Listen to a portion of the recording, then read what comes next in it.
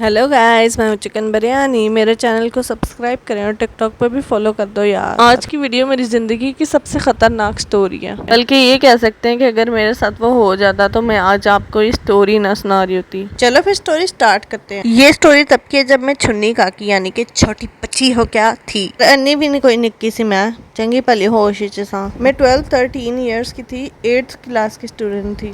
But don't जज मी, अकल मेरी गिटियाँ ची सी। अच्छा जी, मेरा स्कूल ना मेरे घर से बहुत ज़्यादा दूर था। लगा लो मैं रहती होंगी दाता साहब और मेरा स्कूल था शालमी में।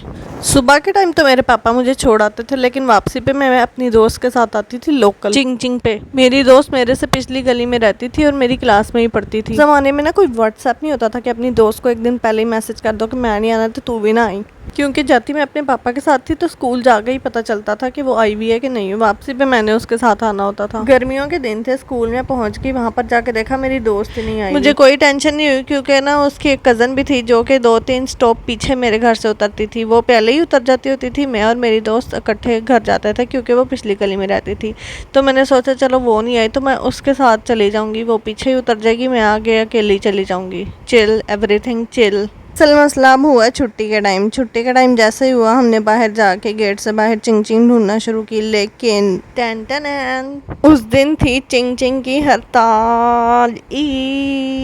मतलब कि खाली चिंग चिंग की हड़ताल नहीं थी, हर चीज़ की हड़ताल थी। बस, रिक्शा, चिंग चिंग, हर चीज़ बंद थी। सड़क पे कुछ भी नहीं चल रहा था। एंड माइंड यू अगेन, उस टाइम पे कोई व्हाट्सएप नहीं थे और 8वीं के बच्चे के पास फ़ोन भी नहीं थे कि अपने माँ बाप को फ़ोन कर दिया जाए, please get me, take me home, I am stuck. 15 से 20 मिनट मैंने और मेरी दोस्त की कज़न ने इंतज़ार किया कि कुछ मिल जाए, कुछ मिल जाए, कोई चिंग चिंग आ जाए, बट ऑल इन वेन।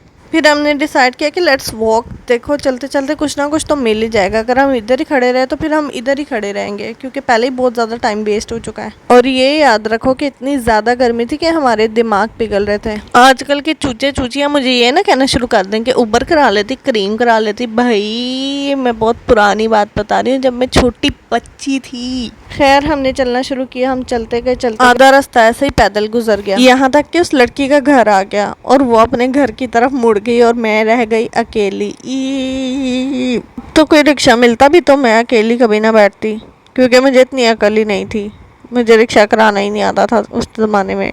मुझे अभी भी नहीं आता। तब तक मेरी हालत बहुत ज़्यादा बुरी हो चुकी थी, क्योंकि मेरा स्कूल वाकई बहुत ज़्यादा दूर था। एक तो शिद्दत की गर्मी और ऊपर से पैदल चल चल के मेरा बुरा हाल हो गया था। मुझे कुछ समझ नहीं आ रही थी मैं कहाँ जा रही हूँ और क्या कर रही हूँ। फिर भी जैसे तैसे करके ना मैं अपने स्टॉप पे मेन सड़क तक पहुंच गई। अभी मेरा अंदर करके घर था, लेकिन मेन सड़क पे पहुंच गई। मैं अपने ध्यान चल रही हूँ कि मैं घर कब पहुंचूंगी, इतनी देर हो गई है मुझे। तो एकदम मुझे आवाज़ आई, चिकन बिरयानी।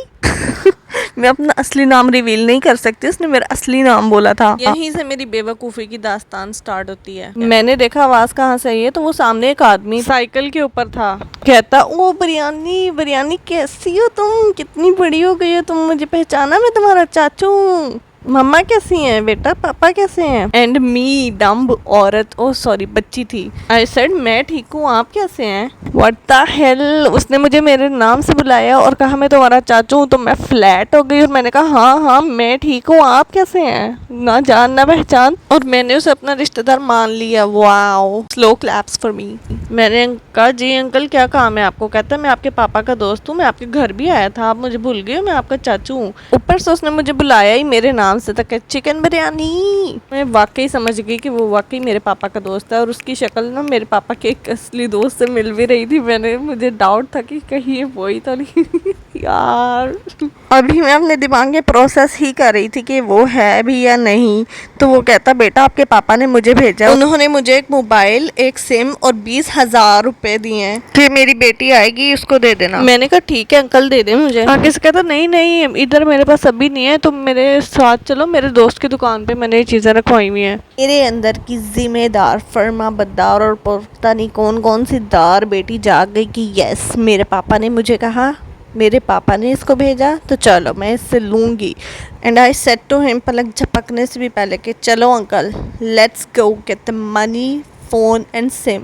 ओ यार मेरे मोटे दिमाग में तब भी नहीं आया कि इसके पास अभी पैसे नहीं है, मुझे लेकर कहीं जा रहा है।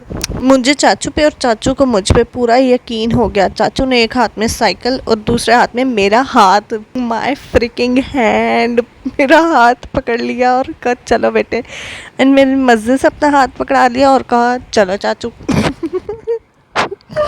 मैंने बताया ना, मेन सड़क के ऊपर ये वाक़या पेश आया था, मेरे घर की गली के करीब ही। मतलब मेरा घर इतना दूर नहीं अब रह गया था, तो ये चाचू मुझे गलियों में ले गया। वो मेरा इलाका ही था इसलिए मुझे गलियों का पता था।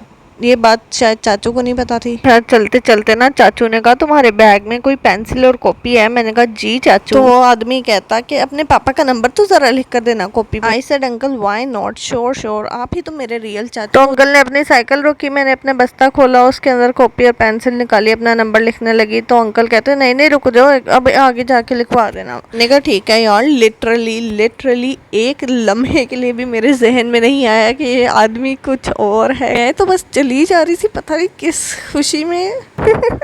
उस टाइम भी मेरे जहन में नहीं आया कि ये मेरा चाचू है उल्लू का पट्टा, तो इसके पास मेरे पापा का नंबर नहीं है। अच्छा जी, अब चलते चलते ना मेन सड़क से वो मुझे मेरे मोहल्ले के अंदर लेकर आ गया, लेकिन मेरी गली में नहीं, मेरे से पिछली गली में। मेरा घर ना कोने वाला है, तो पिछली गली से मेरा घर का कोना दिख रहा था। तो मैंने कहा अंकल रुके, यही तो मेरा घर है, आप आए मेरी मम्मा के पास चलते हैं। तो ना वो मेरा हाथ खींचने लग गया, कहता हाँ हाँ चलो चलो, मुझे पता है यही तो तुम्हारा घर है, लेकिन अब मैं तुम्हें चीज़ें तो दे दूँ मेरे दोस्त की दुकान पे, तो चलो वहाँ से चीज़ें लेनी है ना, अभी आते हैं हम तुम्हारे घर पे ही, तुम्हें छोड़ के जाऊँगा। Guess what I did. मैंने कहा जैसे आप कहें अंकल। मेरा हाथ पकड़ता हुआ वो मुझे ले गया, मेरे घर से दूर ले जाता गया, दूसरी तरफ की मेन सड़क आ गई।